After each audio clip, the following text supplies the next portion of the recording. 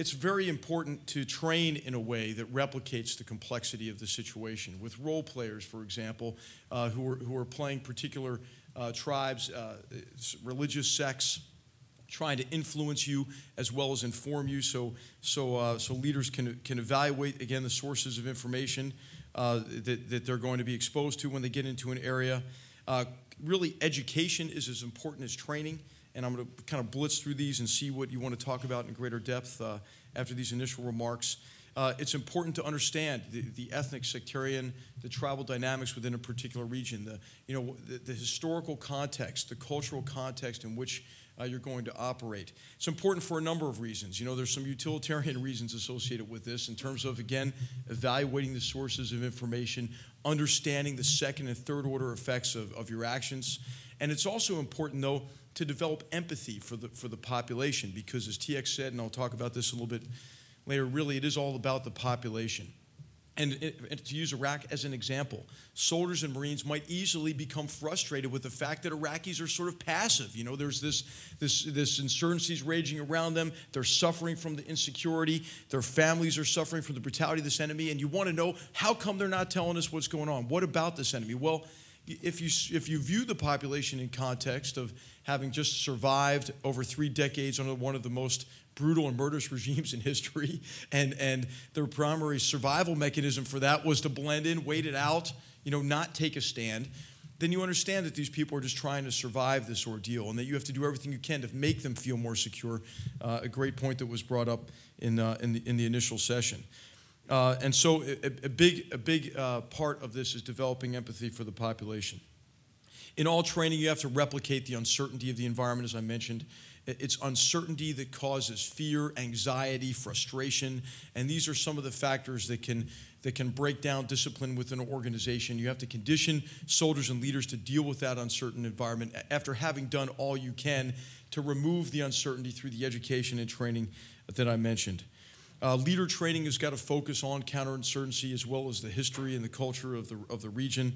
The Foreign Internal Defense Task, working with indigenous forces, how to train indigenous forces, how to develop intelligence in that environment, run informant networks, conduct tactical questioning, complete patrol reports that feed a database that allows you to fuse the intelligence picture and do what TX mentioned, which is gain visibility on the network structure of the enemy.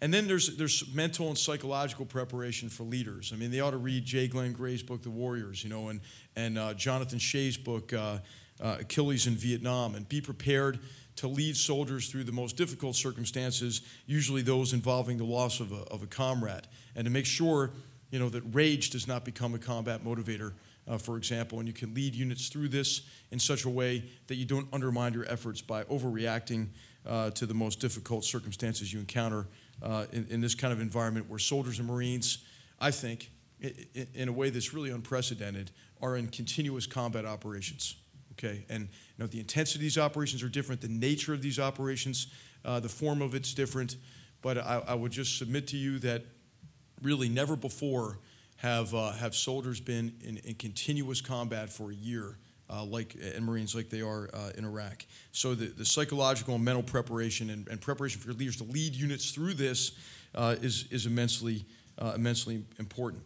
As the first panel mentioned, this is a fight about the people, and the people are the center of gravity. And why is that?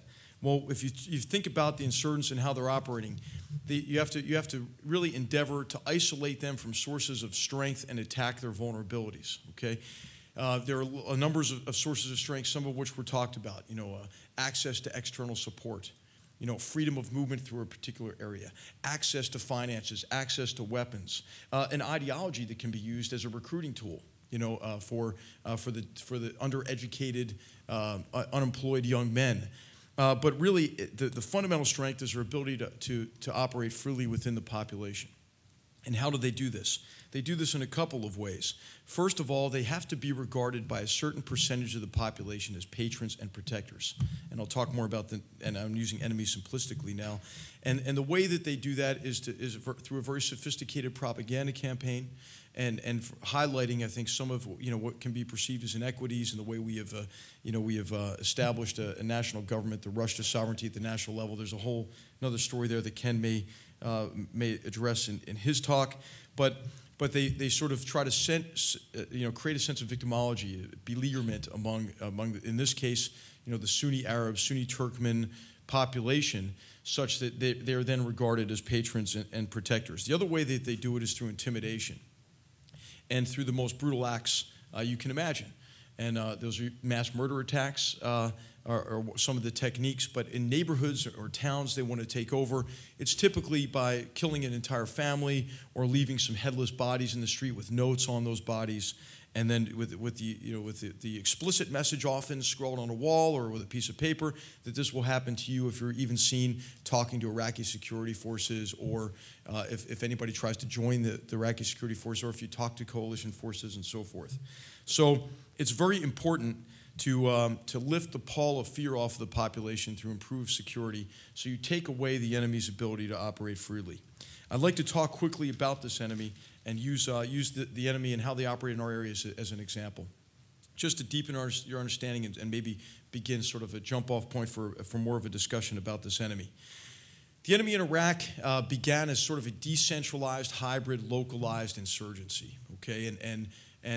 But there was a network already established across the country that became the foundation for an insurgency that coalesced over time. And that network was comprised mainly by the Iraq Intel Service, whose job it was to keep watch and intimidate the Iraqi population, and then increasingly after 1991 to circumvent the UN sanctions. And so they operated along the border. They ran clandestine smuggling networks, and they had a network of agents across the country.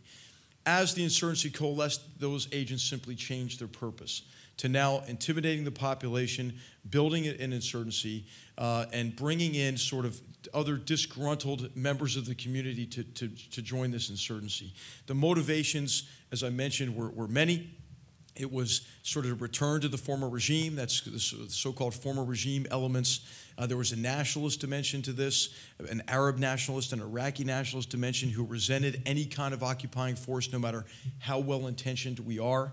And then increasingly there was an Islamist dimension to this, as Saddam had encouraged Salafist teachings in the mosques after 1991 to help cloak his regime in the legitimacy of a radical interpretation, or fundamentalist, I should say, interpretation of Islam, as long as the vitriol from those particular imams was not directed at his own regime. So the groundwork was laid for an alliance of convenience between this former regime element and the Islamist element of the insurgency, which then became affiliated with Al-Qaeda and the transnational terrorist network. This alliance really began to form in the fall of 2003. Okay, and each brought some strengths to the table. Again, the Ba'athist former regime strength was this clandestine network already established. It also was access to military expertise and fighters from the disbanded and not recalled Iraqi army and the Republican Guard and Special Republican Guard in particular. And also they had access to the external regime of Saddam Hussein, which had considerable financial resources and provided leadership from outside the country, an element of the insurgency which has not really been yet fully mapped or attacked. And then the Islamists brought, again, access to additional funding. They also brought an ideology that could be used to recruit the young, disenfranchised, uneducated, largely illiterate young males to the cause. And this was a takfirist ideology, which declared anyone who did not adhere to their narrow and essentially irreligious definition of Islam. And Dr. Esposito is here, I think, still, so I'm treading on difficult ground here. But takfirists essentially, preached the ability to declare fellow Muslims as apostates, unbelievers. The Shia were the rejectionists, were the crusaders and infidels and so forth, and they believed that it was their duty to kill anyone who does not adhere to that definition.